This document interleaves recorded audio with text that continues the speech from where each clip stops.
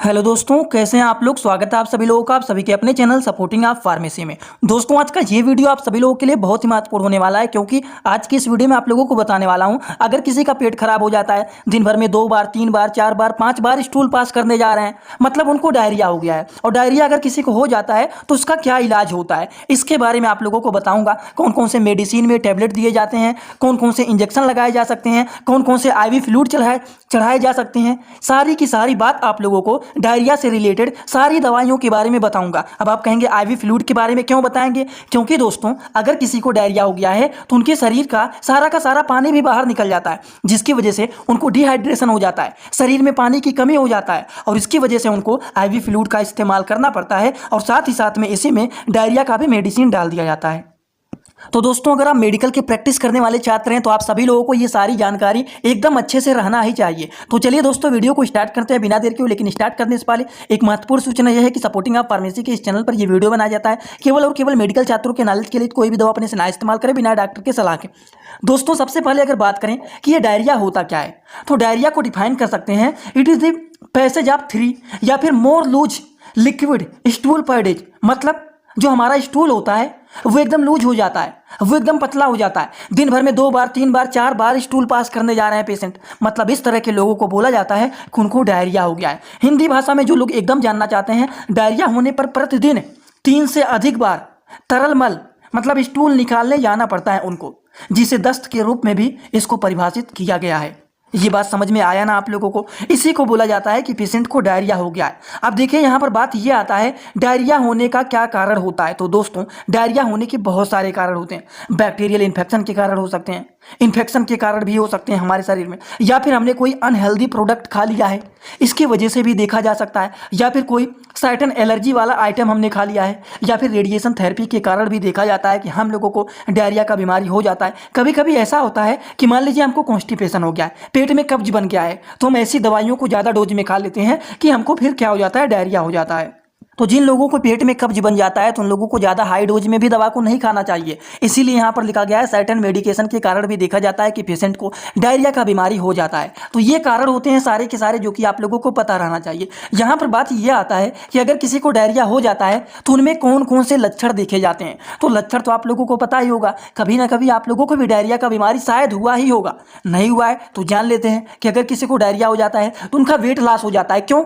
क्योंकि पूरा का पूरा उनके शरीर का पानी भी बाहर निकलने लगता है स्टूल के रास्ते, तो शरीर भी एकदम कमजोर होने लगता है, वेट लॉस होने लगता है, उनको बुखार भी होने लगता है। डिहाइड्रेशन का मतलब क्या होता है, शरीर में पानी की कमी होने लगता है। अब जब किसी को डायरिया हो जाता है, उनके शरीर में पानी की कमी होने लगता है, डिहाइड्रेशन होने लगता है, तो उस तरह के पेशेंट को IV फ्लूइड चढ़ाया जाता है, बोतल चढ़ाया जाता है। और दोस्तों, अगर किसी को डायरिया हो गया है तो उस तरह के लोगों में देखा जाता है कि उनको उल्टी भी होने लगता है कभी कभी, और शरीर में बहुत ज़्यादा पेन भी देखा जाता है। ये बात आपको समझ में आया कि नहीं, कि अगर किसी को दस्त डायरिया का बीमारी हुआ है, बार बार स्टूल पास करने जा रहे हैं, तो उनमें यही सारे लक्षण देखे जाते हैं, जो कि बहुत ही कॉमन और ज़्यादातर यही देखे जाते हैं। वेट लॉस हो जाना, बुखार हो जाना, शरीर में पानी की कमी हो जाना, जिसको डिहाइड्रेशन बोला जाता है। वोमिटिंग का मतलब होता है उल्टी होना बार बार, बहुत तेज़ी से शरीर में दर्द होने लगना, जिसको सीवर पीना बोला जाता है। तो ये सारे के सारे इनके लक्षण होते हैं, जो कि आप सभी लोगों को पता रहना चाहिए। अब बात करते हैं कि आपने तो डायरिया के बारे में इतना सारा बात बता दिया है कि ये डायरिया होता क्या है, डायरिया होने का कारण क्या होता है, डायरिया होने पर क्या क्या लक्षण देखे जाते हैं, इतना बात तो आपने बता दिया। लेकिन very very very most important जो टॉपिक है वो है इलाज, वो तो आपने बताया ही नहीं। तो चलिए अब हम लोग चौथे पॉइंट के बारे में जानना स्टार्ट करते हैं कि डायरिया बीमारी को ठीक करने के लिए कौन कौन से मेडिसिन दिए जाते हैं, कौन कौन सी दवाइयाँ दिया जाता है। ये सारी बात आपको अब यहाँ पर बताने जा रहा हूँ। लेकिन ये बेसिक नॉलेज था, इसीलिए मैं कोई भी अगर डिजीज के बारे में आपको बताता हूँ तो उसके बारे में पूरा डिटेल बताता हूँ कि ये बीमारी होता क्या है, ये बीमारी होता कैसे है, होने का क्या कारण होता है, ये बीमारी होने पर कौन कौन से लक्षण देखे जाते हैं, और ये बीमारी को ठीक करने के लिए कौन कौन से मेडिसिन दिए जाते हैं, जिसको बोला जाता है ट्रीटमेंट। तो दोस्तों, हम लोग बात करने जा रहे हैं ट्रीटमेंट ऑफ डायरिया डिजीज। तो चलिए बात करते हैं कि डायरिया के ट्रीटमेंट के लिए कौन कौन से ओरल ट्रीटमेंट के मेडिसिन होते हैं। तो दोस्तों, बात करें डायरिया की बीमारी में दिया जाता है लोप्रामाइड टैबलेट, या फिर नॉरफ्लॉक्सिन एंटीनिंडाजोल टैबलेट, या फिर दे सकते हैं आप लोग ओफ्लॉक्सिन ओरिंडाजोल। उसके बाद ड्रोटावेरिन मेफेनेमिक एसिड भी आता है, डाइसाइक्लोमाइन, PCM मतलब पैरासीटामॉल होता है। उसके बाद उंडेनसेट्रान एंड डोमपेरिडोन दिया जाता है। ये कुछ अलग अलग प्रकार के कैटेगरी के मेडिसिन दिए जाते हैं, जैसे कि लोप्रामाइड टैबलेट एंड नॉरफ्लैक्सिन ट्रिनिडाजोल टैबलेट हो गया, ये दे दिया जाता है। या फिर नॉरफ्लैक्सिन नहीं है तो फ्लैक्सिन ओरिंडाजोल टैबलेट दे दिया जाता है। उसके बाद ड्रोटावेरिन मेफेनेमिक एसिड दे दिया जाता है। डाइसाइक्लोमाइन पीसीएम का काम क्या होता है? ये हमारे शरीर के फीवर को और पेन को, दोनों चीज़ को ये ठीक करने का काम करते हैं। ये बात भी समझ में आ गया आप लोगों को। ओंडेनसेट्रान एंड डोमपेरिडोन का काम क्या होता है? इनका काम होता है दोस्तों, ये नोजिया एंड वोमिटिंग को ठीक करने का काम करते हैं। अगर पेशेंट का जी मचला रहा है, उल्टी हो रहा है, तो उसको ये ठीक करने का काम करते हैं। शरीर में पानी का कमी हो गया है जिसको डिहाइड्रेशन बोलते हैं, तो उसके लिए दिया जाता है ORS, जिसको ओरल रिहाइड्रेशन साल्ट बोला जाता है। यही होता है ORS, जिसके बारे में 90% छात्रों को पता होगा। तो चलिए एक एक करके इन सभी दवाइयों के बारे में हम लोग डिटेल में समझते हुए चलते हैं। जैसे कि यहाँ पर देखिए आप लोगों को बताएं, ये हो गया लोप्रामाइन हाइड्रोक्लोराइड टैबलेट हो गया, नॉरफ्लैक्सिन ट्रिनिडाजोल टैबलेट हो गया, ओफ्लैक्सिन ओरिंडाजोल टैबलेट हो गया। उसके बाद ओंडेनसेट्रान एंड डोमपेरिडोन हो गया, जो कि जी मचलाना उल्टी होना को रोकने का काम करते हैं। Dicyclomine hydrochloride and paracetamol tablet इसमें मिला हुआ है। मतलब ये जो होता है बुखार और शरीर के दर्द को ठीक करने का काम करते हैं। इसी के साथ साथ ये भी है, देखिए डोमपेरिडोन डिस्पर्सिबल टैबलेट, जो कि जी मचलाना उल्टी होना को रोकने का काम ये करते हैं। इसी तरह से ये है जो कि क्या है, ड्रोटावेरिनियम। इसको थोड़ा सा जूम करता हूं तो आपको नाम नहीं दिख रहा होगा, लेकिन ये है drotaverine hydrochloride and mefenamic acid, जो कि काफ़ी ज़्यादा यूजफुल एंड पॉपुलर ये मेडिसिन होता है। डायरिया के पेशेंट को ये भी दिया जाता है। और अगर किसी को डायरिया हो जाता है, उनके शरीर में डिहाइड्रेशन हो जाता है, शरीर में पानी की कमी हो जाता है, तो उस केसेस में दोस्तों दिया जाता है ओरल रिहाइड्रेशन साल्ट। तो ये कुछ दवाइयाँ चलाया जाता है इनमें से। जैसे कि अगर किसी को डायरिया हो जाता है, शरीर में पानी की कमी हो गया अगर, तो ORS दे दिया जाता है। उसके बाद शरीर में दर्द हो रहा है, बुखार हो रहा है, तो ये दे दिया जाता है। पेशेंट के सिम्टम को देख करके दवाइयों को दिया जाता है।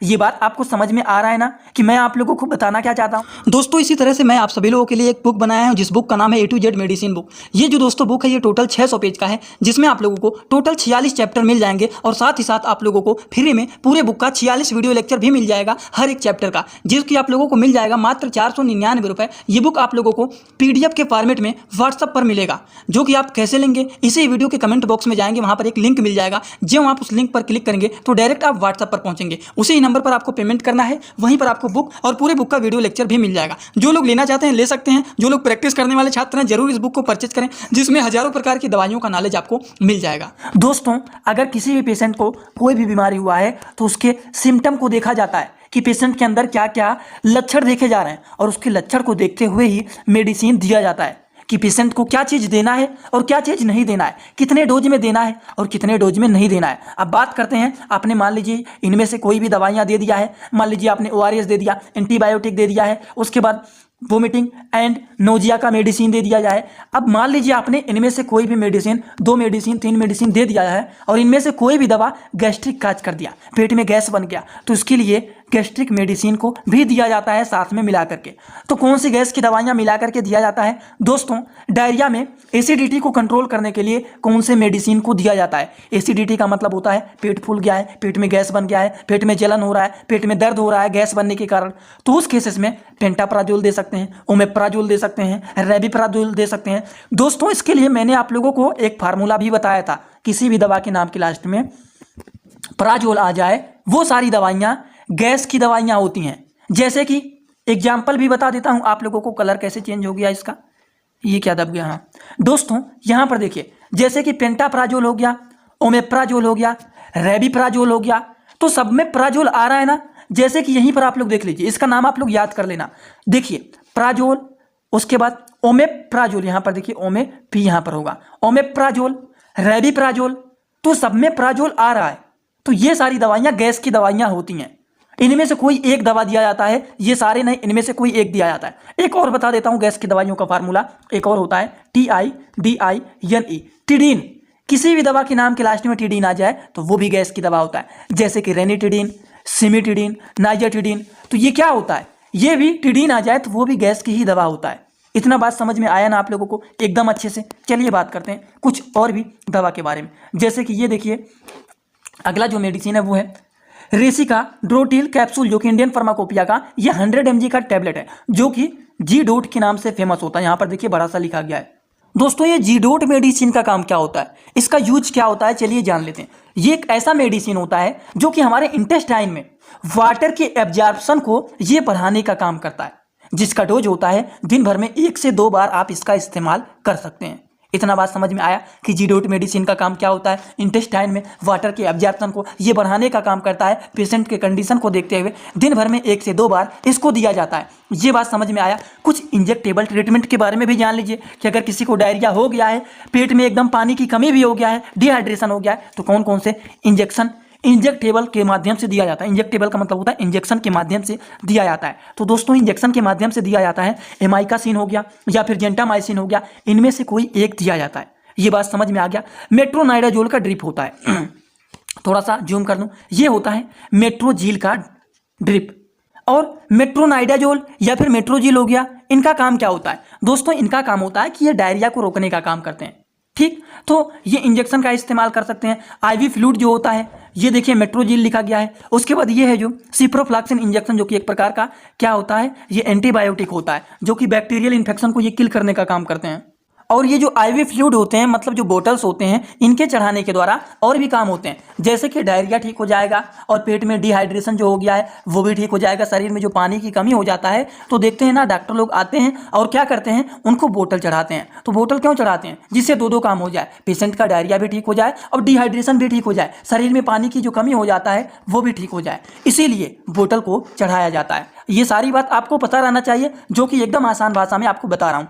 अगला जो इंजेक्शन होता है वो होता है मेप्टाल स्पास इंजेक्शन, जिसका कंपोजिशन होता है, थोड़ा सा जूम कर दूं तब आपको दिखेगा, जिसका कंपोजिशन होता है डाइसाइक्लोमाइन इंजेक्शन, जो कि ये भी इंडियन फार्माकोपिया का इंजेक्शन होता है। दोस्तों मेप्टाल स्पास एक ऐसा इंजेक्शन होता है जिसका काम होता है कि ये हमारे शरीर के दर्द को ठीक करने का काम करते हैं। और आप लोगों को मैंने बताया है कि अगर किसी को डायरिया हो जाता है तो सिम्टम में उनको क्या देखा जाता है? सिम्टम में देखा जाता है सेवर पेन होना, मतलब शरीर में बहुत ज़्यादा दर्द भी होगा, और उस दर्द को ठीक करने के लिए मेप्टाल स्पास टैबलेट का इस्तेमाल किया जाता है। और बताया हूँ पेशेंट को, और सिम्टम में क्या देखा जाता है? सिम्टम में देखा जाता है कि उनको नोजिया या फिर वोमिटिंग देखा जाता है, जी मचलाना, उल्टी होना बार बार। अगर उनको उल्टी हो रहा है, जी मचला रहा है, तो उसको रोकने के लिए कौन से इंजेक्शन का इस्तेमाल किया जाता है? तो उस केसेस में दोस्तों ओंडेनसेट्रान इंजेक्शन का इस्तेमाल किया जाता है, जो कि एमएसेट के नाम से फेमस होता है।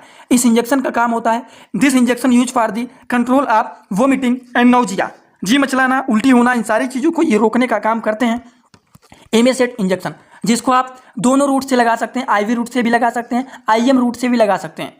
समझ गए आप लोग? दोनों रूट देखिए हमेशा यहाँ पर लिखा रहता है कि आपको किस रूट से लगाना है। दोस्तों अगर हम बात करें तो ये जो इंजेक्शन होता है ये सिप्ला कंपनी के द्वारा बनाया गया है, कंपनी का नाम भी यहाँ पर लिखा रहता है, जिससे आपको कोई भी कंफ्यूजन ना हो। तो दोस्तों आज का ये वीडियो आप लोगों को समझ में आ रहा है ना एकदम अच्छे से? देखिए अब बात करते हैं कि अगर मान लीजिए पेशेंट के शरीर में डिहाइड्रेशन हो गया है, शरीर में पानी की कमी हो गया है, तो उसको ठीक करने के लिए कौन कौन से बोतल चढ़ाए जाते हैं। ये तो पानी की कमी के लिए नहीं था, ये जो था ये एंटीबायोटिक था और उल्टी को रोकने वाला ड्रिप था। लेकिन यहाँ पर बात आता है डिहाइड्रेशन की कमी को, शरीर में पानी की कमी को पूरा करने के लिए कौन से इंजेक्शन इस्तेमाल कर सकते हैं। तो इस केसेस में नॉर्मल सेलिन होता है, डेक्सट्रोज नॉर्मल सेलिन होता है, रिंगर लैक्टेट सॉल्यूशन होता है। इसके बारे में मैंने आप लोगों को कई बार बता चुका हूँ। देखिए जब आप लोगों को मैंने आईवी फ्लूइड के बारे में बताए थे तो सारे के सारे बोतल के बारे में बताए थे। इसमें आप लोगों को नॉर्मल सेलिन के बारे में बताए थे, जिसमें एनएस हो गया, डीएनएस हो गया, उसके बाद रिंगर लैक्टेट सॉल्यूशन के बारे में बताए थे, D5, D10, D25 ये भी बताए थे। D5 का मतलब होता है कि इसमें डेक्सट्रोज 5% मिला हुआ है, D10 का मतलब होता है इसमें डेक्सट्रोज 10% मिला हुआ है, D25 का मतलब होता है इसमें डेक्सट्रोज 25% मिला हुआ है। समझ गए? तो ये सारे के सारे बोतल्स होते हैं। अब देखिए इनमें से कोई भी बोतल्स को आप चढ़ा सकते हैं। नॉर्मल सेलिन में ये चीज़ पाए जाते हैं, डेक्सट्रोज नॉर्मल सेलिन में ये पाया जाता है, रिंगर लैक्टेट सॉल्यूशन में ये सारे चीज़ पाए जाते हैं। तो ये जो होता है ये सारे बोतल नहीं चढ़ाए जाते हैं, इनमें से कोई एक बोतल चढ़ाया जाता है। और इन सारे बोतल का काम क्या होता है? ये हमारे शरीर में जो ब्लड प्रेशर लो हो गया है उसको भी ये मेंटेन करने का काम करते हैं। क्यों? क्योंकि इसमें सोडियम क्लोराइड पाए जाते हैं। लेकिन एक बात का ध्यान रखना है, वैसे तो रहता नहीं है किसी का, लेकिन बाय द वे अगर मान लीजिए 1% किसी का, 90% तो किसी का नहीं रहता है डायरिया का पेशेंट का ब्लड प्रेशर हाई, लेकिन अगर 10% किसी का ब्लड प्रेशर हाई है तो उस तरह के पेशेंट को बोतल नहीं चढ़ाया जाता है, ये वाला। ठीक, इनमें जिसमें सोडियम क्लोराइड पाए जाते हैं। ठीक, तो ये क्या होता है? लो ब्लड प्रेशर को मेंटेन करने का काम करते हैं, डिहाइड्रेशन को ठीक करने का काम करते हैं, मतलब शरीर में पानी की कमी हो गया है तो उसको भी ये ठीक करने का काम करते हैं। तो दोस्तों आज का वीडियो कैसा लगा? डायरिया के बारे में आप लोगों को क्या क्या चीज़ बता दिया हूँ वो जान लीजिए। डायरिया क्या होता है, डायरिया होने का क्या कारण होता है, डायरिया होने पर कौन कौन से लक्षण देखे जाते हैं, डायरिया होने का क्या इलाज होता है, सारी की सारी बात आप लोगों को एक ही वीडियो में पूरा डिटेल बता दिया हूँ। बस आपको यही काम करना है कि जितने लोग यहाँ पर देख रहे हैं, अगर आपको समझ में आया हो तो जितने लोग देख रहे हैं कम से कम कमेंट बॉक्स में आकर के एक कमेंट जरूर कर देना कि आज का वीडियो आपको समझ में आया कि नहीं। आपकी हर एक कमेंट से हमें मोटिवेशन मिलता है, तो कमेंट करके ही आप लोग जाना। तो चलिए दोस्तों, आज का वीडियो यहीं पर होता है complete. Thanks for watching video. Like comment share and subscribe this channel.